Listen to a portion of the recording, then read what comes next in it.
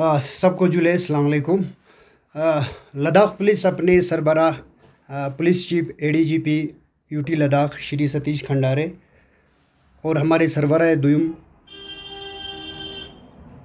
Deputy inspector general of police Leh Kargil Shri BS टूटी साहब IPS और ले में हमारे डिस्ट्रिक्ट के सरबराह एसएसपी राजीव पांडे साहब आईपीएस के सरबराह में ड्रग्स का कला कमा करने और जितने भी ड्रग पेडलर है और यूज़र है उनका कला कमा करने के लिए वादेबंद है। और इसी सिलसिले में आप जानते हैं कि पुलिस स्टेशन ले ने इससे पहले भी बहुत सारे ड्रग पेडलर्स को पकड़कर उनके खिलाफ एफआईआर लगाई है।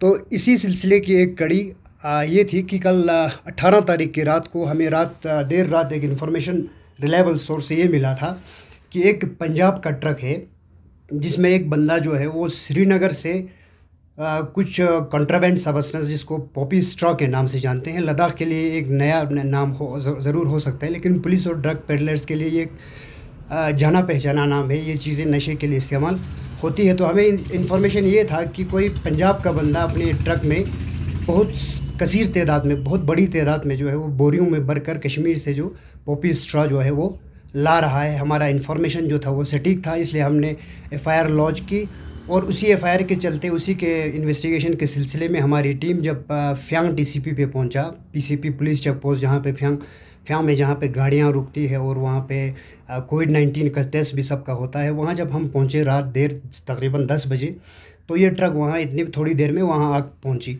तो as per the provisions of NDPS act हमने उधर मौके पे नायब तहसीलदार ले को भी बुलाया और सरपंच जो फ्यांग का था उनको भी बुलाया एज इंडिपेंडेंट विटनेस। और जब इनकी मौजूदगी में इसकी गाड़ी की तलाशी ली गई तो इसकी गाड़ी के तरपाल के जो नीचे बॉडी कवर जो होती है ऊपर से चढ़ा के उसके नीचे से हमें इंफॉर्मेशन के मुताबिक जो है वो 9 बोरियां जो है वो फुकी, जिसको आम लैंग्वेज में फुकी बोलते हैं लेकिन वो होता पॉपी स्ट्रॉ है, उसके हमें 9 बोरियां मिली।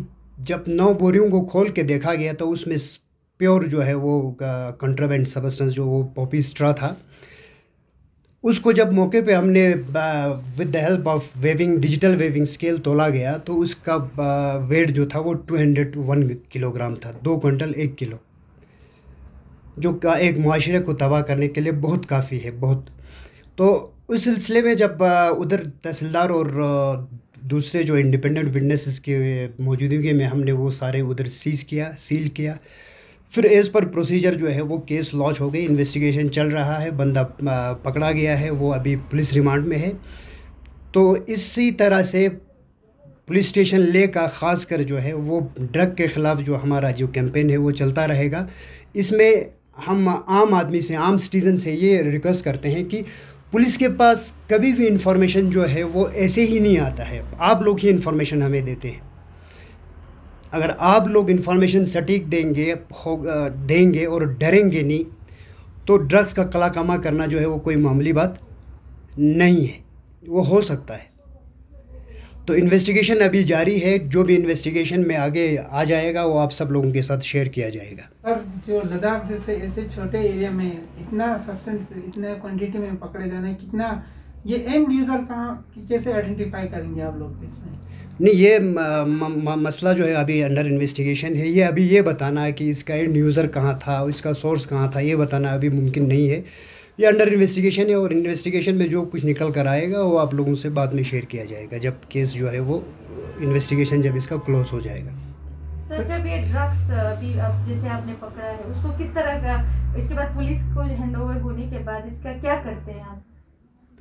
इसका एक प्रोसीजर है, इसका डिस्पोजल का भी एक प्रोसीजर है। पुलिस के पास जब आ जाती है तो इसका एनडीपीएस एक्ट में जो है वो एनडीपीएस एक्ट एक स्पेशल लॉ है, उसके प्रोसीजर भी बाकी लॉ से हट के है।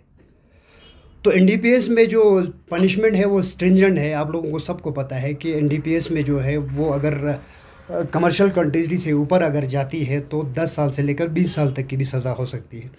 तो एनडीपीएस के जितने भी हम कंट्राबेंड सब्सटेंस सीज करते हैं उसकी एक चेन ऑफ कस्टडी रहती है ताकि जो है वो एनडीपीएस दाएं बाएं पिलफरेज होने का ख़तरा ना हो। तो एज़ पर प्रोसीजर जो है एनडीपीएस का डिस्पोजल भी जो है वो कानून ही करती है, कोर्ट के ज़रिए डिस्पोजल हो जाती है। वो जब तक केस चालान हो जाता है उसका डिस्पोजल भी हो जाती है। सर इसमें जो बंदे लाया जा रहा था वो लोकल्स है, नॉन लोकल है, इसमें कितना बंदे इन्वॉल्व है? फ़िलहाल एक ही बंदा है जो साथ आ रहा था। हमें इन्फॉर्मेशन भी यही था कि एक बंदा है, गाड़ी एक है, ट्रक है फलानी।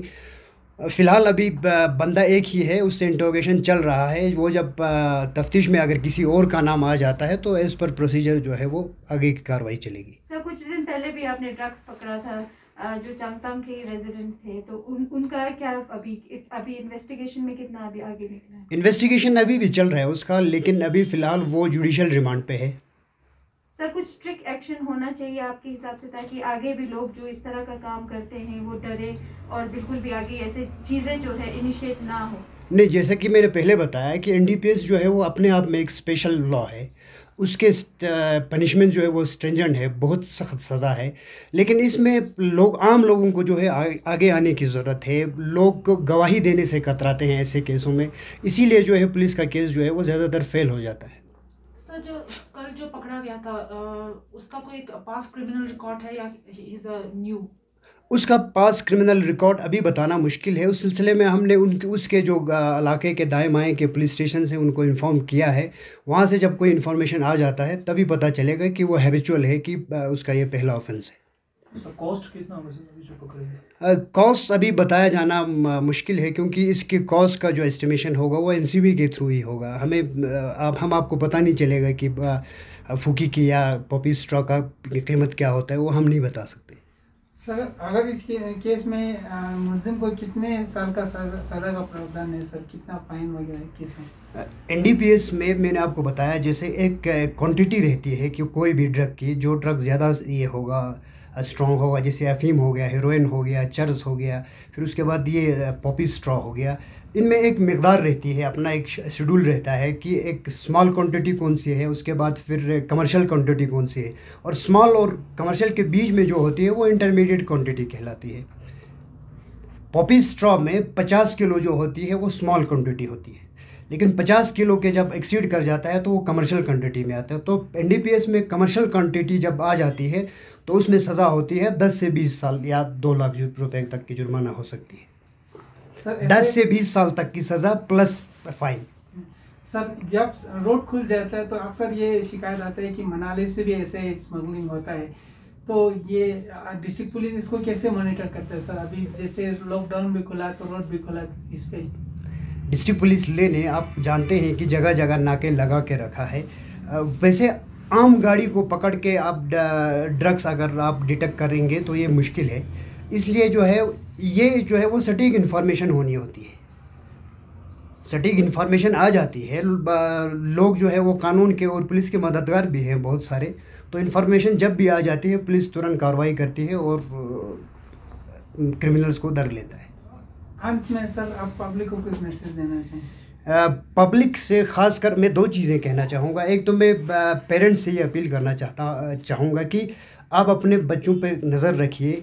नज़र कैसे रखेंगे आप जब अपने बच्चे के बिहेवियर में कोई चेंज देखता है, बच्चा झूठ बोलने लगा है, पैसे मांगने लगा है ज़्यादा, उसके दोस्त बदलने लगे हैं, वो ज़्यादा अकेला रहने लगा है, ज़्यादा सोता है या नहीं सोता है, उसके बिहेवियर और एटीट्यूड में जब चेंज आने लगे तो आपको होशियार हो जाना चाहिए कि कहीं ना कहीं कोई चीज़ गलत हो रहा है। और आज के डेट में आप जो अपने बच्चों को खर्चे के लिए करने के लिए पैसा देते हो, उनमें से एक एक रुपये का हिसाब उससे लेने की ज़रूरत है कि वो कहाँ किस चीज़ के लिए खर्च कर रहा है।